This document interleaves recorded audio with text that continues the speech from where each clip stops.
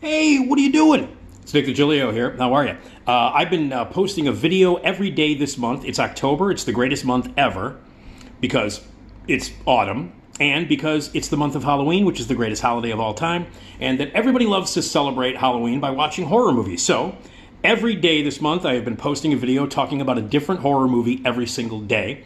I took 31 movies out of my closet with my DVDs and my Blu-rays and stuff, and I kind of stacked them up and randomly put them next to the coffee table, and I reach in and I grab a movie randomly. I don't know which one I'm going to talk about in just a couple of seconds. And every day I've been posting reviews or talking about movies that you should watch. Horror movies for you a day throughout October.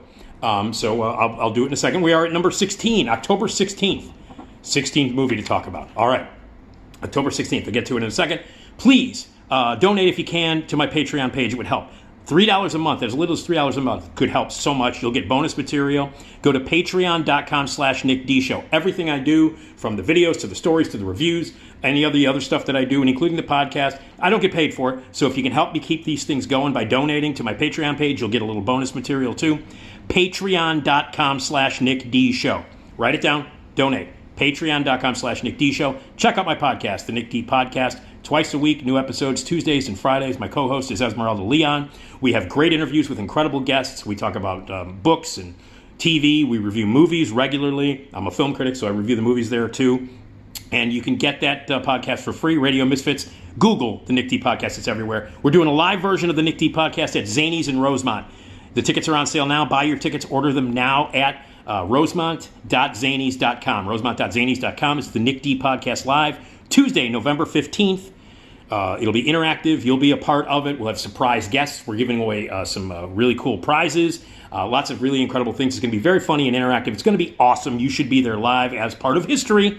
The Nick D Podcast Live at Zanies in Rosemont. Please come out. Okay, October 16th, movie number 16. Again, I don't know what I'm going to be grabbing here. I'm reaching in, and here's what's next. Oh! Okay. All right. Diary of the Dead.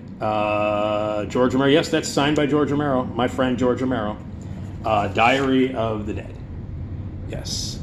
A movie that doesn't get the kind of praise that it deserves. It was the second to last zombie movie that George made. It was released in 2008, early 2008.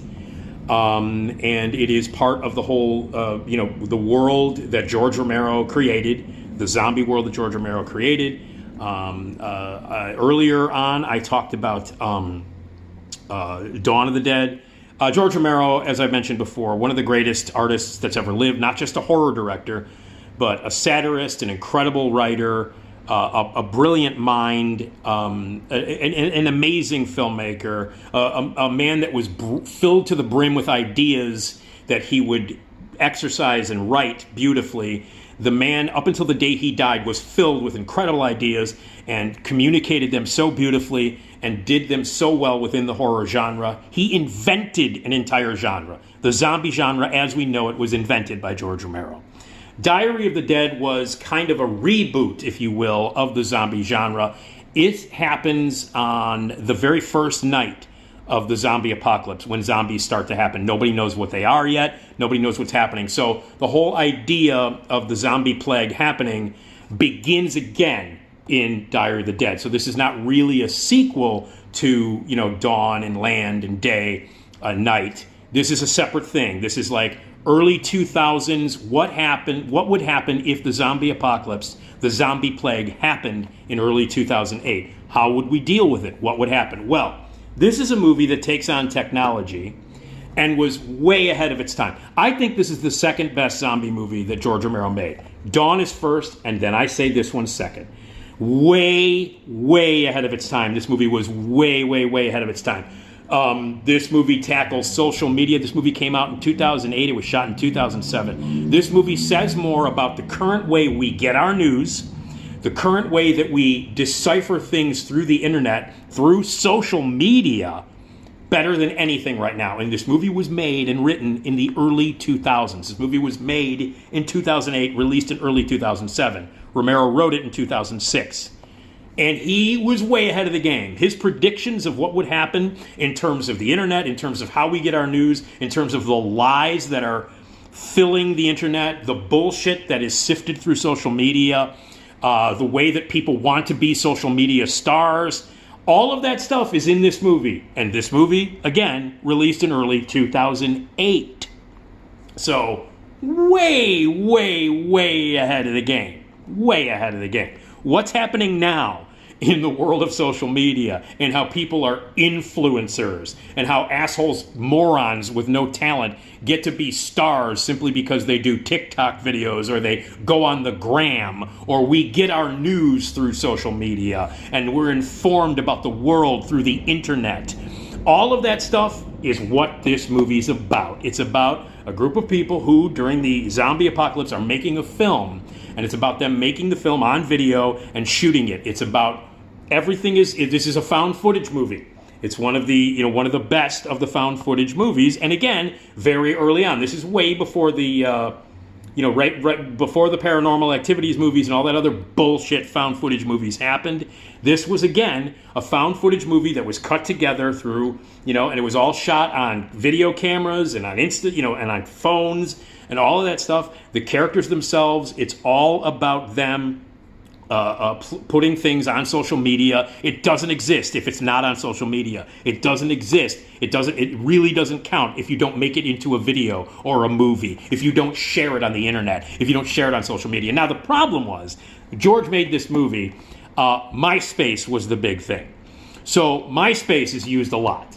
Okay, so that's the only thing, is that the social media, the outlet in this movie is MySpace. But if you go back in time to 2006 when he wrote it, everybody was on MySpace. It was pre-Facebook. It was pre-Instagram. That was the place to go. Back in the early 2000s, MySpace, everybody had a MySpace page. Everybody posted their videos and their thoughts and their diaries and all kinds of shit. And all of that stuff is what this movie's about. So yes, it's a little outdated because MySpace is a heavy proponent in the film. Like, MySpace is really the place where all of the internet stuff happens in this movie. But back in 2008, when this movie came out, it wasn't out of date. MySpace was the place to be, so George Romero was right on the cusp of what was really happening. Years later, now MySpace is gone, and we moved on to other things, but you get the general idea. This movie makes a statement about the way we get our news. It makes a statement about America, as he always does. This is a movie that takes all of the George Romero thoughts about being an American, about living life, about how we deal with crises and horrible things, and how we sift it through our minds, and how we're selfish. Dawn of the Dead was about about us wanting material things, about the mall mentality. Day of the Dead was about the military mentality and about the Reagan years and things like that. And this is about technology. This is a movie that came out 14 years ago that is more potent now than it was when it came out. He predicted the future, which is one of the great things that Romero did. Dawn of the Dead is a movie that is as potent now about the mall culture, about materialism, about America just being these mindless zombies who shop and buy things. He was way ahead of the game there, and he was way ahead of the game here. This is an important movie. That's why I think it's the second best movie ever, zombie movie that Romero ever made. It doesn't get the recognition it deserves. It's scary as hell. It's a very, very scary movie. The opening scene in this movie is terrifying. It's really scary. It has a lot to say. It's imaginative. It says everything it makes statements about filmmaking, statements about we as Americans and how we sift through things. Like I've said before, this is a movie that was way ahead of its time, and it's about everything we're doing now. Everything that you're doing now. What are you doing? You're watching something on the internet. You're watching it on YouTube, or you're watching it on Patreon. This is what the movie's about. It doesn't exist unless we film it on our phones. People go to concerts now, and instead of watching the concert, they hold their fucking phone up and they film the concert. Instead of actually enjoying the live experience, it doesn't count. It's not real unless you post it on Instagram, unless you post it on the internet, unless you post it on on Facebook or TikTok. Nothing is real unless it's recorded on your goddamn phone. Nothing, like it's not a real traumatic event. It's not a historic event. It's not a concert. It's nothing unless you tape it on your phone, you video it, and you share it with everybody on the internet and on social media. That's what this fucking movie is about. It's about the zombie plague and the zombie apocalypse restarting and what we do now and how we feel about it and how we record it. And this is a found footage movie, a video that was cut together by people who were making a video, and then it's all posted on the internet, and it's sifted through that. So everything we go through now, social media, the way we get our news, everything, the way we are as Americans in, the 21st century with technology as it is now, Romero nailed it.